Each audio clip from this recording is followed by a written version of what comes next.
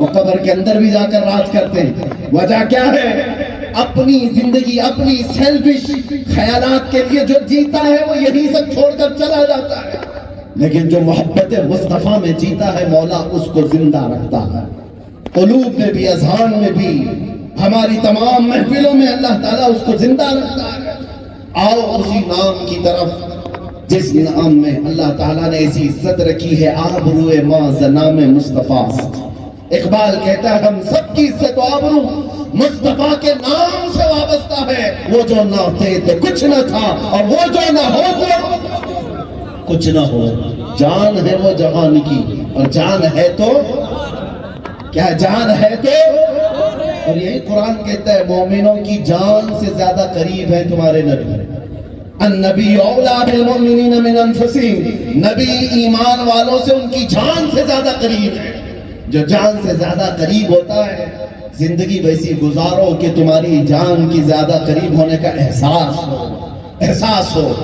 وہ نشہ جس کی بات میں کہہ رہا تھا لوگ اگر اس کی غلط تشریح کر لیں تو میں وضاحت کر دوں. ہاں نشہ دو قسم کا ہے. ایک وہ ہے جو شراب اور ڈرگز کا نشہ ہے جو انسان کو پاگل اور آوارہ کر دیتا ہے, اس کو اپنی حقیقت بھلوا دیتا ہے. اور ایک نشہ محبت کا ہے جس میں جو سرشار ہوتا ہے وہ زمینوں سے اٹھ کر آسمان کی بلندیوں پر پہنچ جاتا ہے. یہ وہ نشے کی بات میں کر رہا ہوں جو دنیا کے دھتورے نشے کی طرف نہیں لے جاتا بلکہ بندے کو اس عظیم بلندیوں پر لے جاتا ہے جہاں پر پہنچنے والا پھر ہر شے میں اپنے محبوب کو دیکھنے لگتا ہے. ہر جگہ پر اسے محبت کے جلوے نظر آتے ہیں. اسی لیے قرآن پڑھنے والے بھی دو قسم کیا ہے. قرآن میں حضور پاک کی برائیاں ڈھونڈنے کی کوشش کرتے رہے. معاذ اللہ رب العالمین مقامات کو کم کرنے کے لیے آیتیں ڈھونڈتے رہ گئے کہ نبی مردہ ہیں. یہ تو قرآن میں آیت آئی ہے فلاں چیز ہے فلاں چیز ہے. نبی غیب نہیں جانتے, یہ قرآن میں آیا ہے. یہ تمام چیزوں پر کچھ لوگ لگے رہ گئے زندگی بھر کہ نقص ڈھونڈنے کے لیے کہ کچھ نبی پاک صلی اللہ تعالیٰ علیہ وسلم کی عظمت کو کم کیا جائے.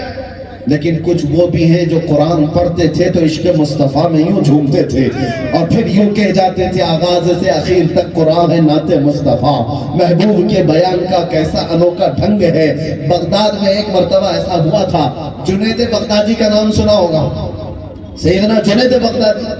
ان کے زمانے میں ایک آرٹسٹ ایک مصور ایسا آیا تھا بغداد میں جو لوگوں کی تصویر بنا کے دے دیتا تھا جیسے اس کو حلیہ بتایا جاتا تھا. لوگ آ کر کے کہتے میرا محبوب ایسا ہے, اس کی آنکھیں ایسی, اس کی ناک ایسی, اس کے گال ایسے, اس کا چہرہ ایسا.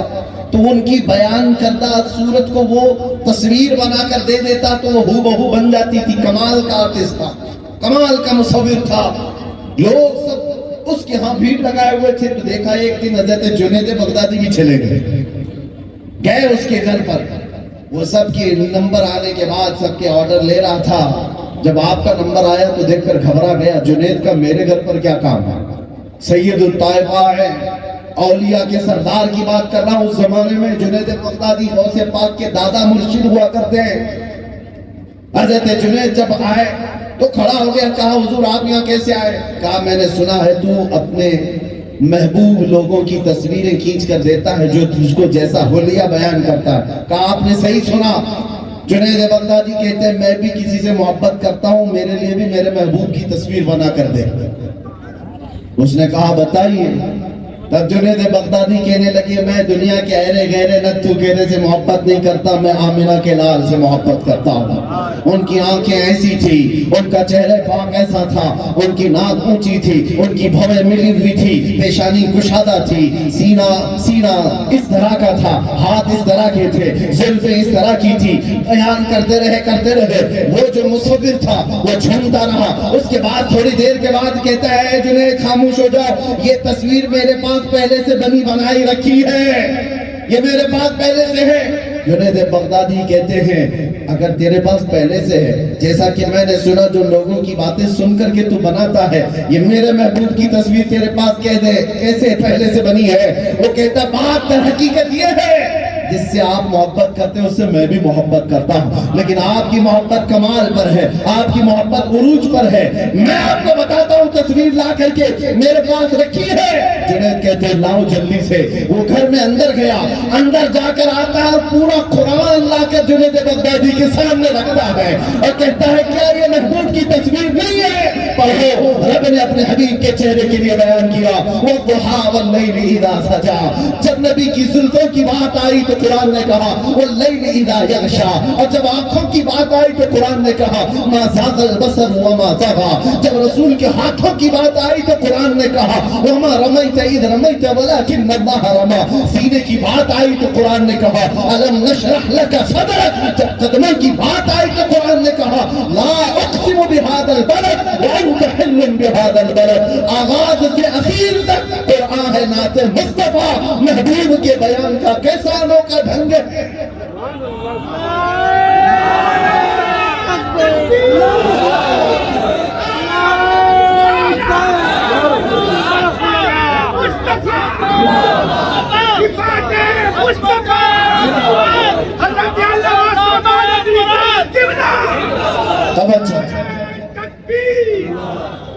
توجہ، یہ وہ لوگ ہیں محبت کے نشے میں سرشار ہوتے ہیں تو پھر ہر جگہ انہیں اپنے محبوب کے جلوے نظر آتے ہیں۔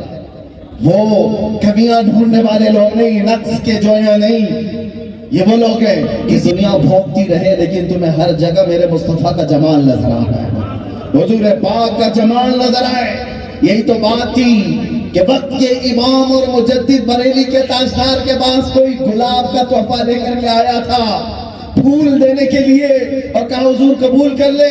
آپ نے لیا اور دیکھ کر کے کہا یہ پھول تو صبح سے شام تک رہتا ہے، شام میں مرجھا جاتا ہے، میں اس پھول سے محبت کرتا ہوں جو کبھی نہیں مرجھاتا، کبھی نہیں مرجھاتا۔ پھر اس کے بعد لکھنا شروع کیا۔ یہی تو ادائیں ہیں عاشقوں کی، جب بات آتی ہے کسی بھی چیز میں اپنے محبوب کے جلوے دیکھتے ہیں۔ کسی نے ایک پھول دیا تھا، اعلیٰ حضرت نے لکھنا شروع کر دیا سرتاب قدم ہے تنے سلطان زمن پھول، لب پھول، دہن پھول، زکن پھول، بدن پھول۔ اللہ اکبر کہتے ہیں اعلیٰ حضرت واللہ جو مل جائے میرے گل کا پسینہ، مانگے نہ کبھی عطر نہ پھر چاہے دلہن پھول۔ کیا بات رضا اس چمنستان کرم کی، زہرا ہے کلی جس میں حسین و حسن پھول۔ جب بات آتی ہے تو پھر عاشق وہی جلوے دیکھتا ہے، عاشق وہی کمالات دیکھتا ہے۔ میں اس نشے کی بات کر رہا ہوں، آنکھوں میں اتنا نور سجا لو اس محبت مصطفیٰ کا۔ ہر دن کیا کبھی تم نے یہ کہا سونے سے پہلے کہ یا رسول اللہ سنا ہے آپ ہر عاشق کے گھر تشریف لاتے ہیں، میرے گھر میں بھی ہو جائے چراغاں یا رسول اللہ۔ ہم تو یہ وظیفے کے طور پر پڑھتے ہیں، میرے آقا آؤ کی مدت ہوئی ہے، تیری راہ میں آنکھیاں بچھاتے بچھاتے، تیری یادوں میں تیری حسرتوں میں بڑے دن ہو گئے گھر کو سجاتے سجاتے۔ ہم تو یہ احساس لے کر کے محفلوں میں بھی آتے ہیں، وہ آئیں گے آتے ہوں گے ابھی آئیں گے، یہی سوچ کے ہم نے محفل کو سجا رکھا ہے۔ ہوا کا موسم بتا رہا ہے، وہ زلف اپنی لہرا رہے ہیں، سواری طیبہ سے چل پڑی ہے، حضور تشریف لا رہے ہیں۔ یہ احساس ہمیں زندہ رکھتا ہے۔ میں نوجوانوں سے بھی یہی کہتا ہوں، سونا آج کے بعد جا کر کے بستروں پر لیٹنا تو یہ کہتے ہوئے جانا میں سو جاؤں یا مصطفیٰ کہتے کہتے، کھلے آنکھ صلی علی کہتے کہتے۔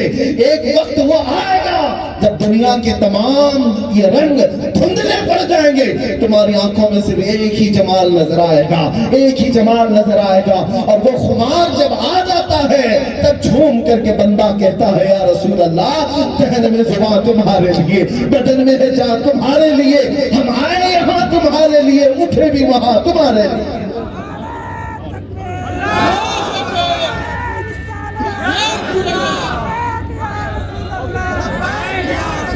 کچھ ایسے مجنون ہیں جو چہرہ لٹکائے ہوئے آتے ہیں، بیچارے کئی لوگ ہمارے پاس آتے ہیں، کیوں صاحب کیا ہوا؟ نوجوان بچہ ہے، کہا لیلا بھاگ گئی، بریک اپ ہو گیا، وہ دوسرے کے ساتھ چلی گئی۔ ایسے کتنے واقعات ہیں۔ پھر کیا کر رہا ہے بیچارہ؟ سٹیٹس پہ اشعار لگا لگا کے اپنی دکھ بھری داستانیں لوگوں کو شیئر کر رہا ہے۔ یہی زندگی ہے تیری، اس مجازی عشق میں پاگل ہوا جا رہا ہے۔ اس لیلا کو ہاتھ دیا ہی کیوں تھا جو 4 دن کی تھی؟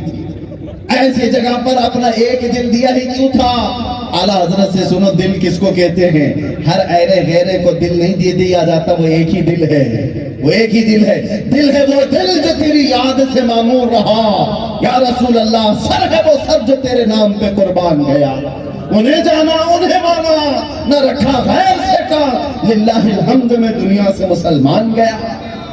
हाँ, आला हजरत तो ये कहते थे, जानो दिल होश और खिरत सब तो मदीने पहुंचे, तुम नहीं चलते रजा सारा तो सामान गया। सब कुछ उनका वहां था।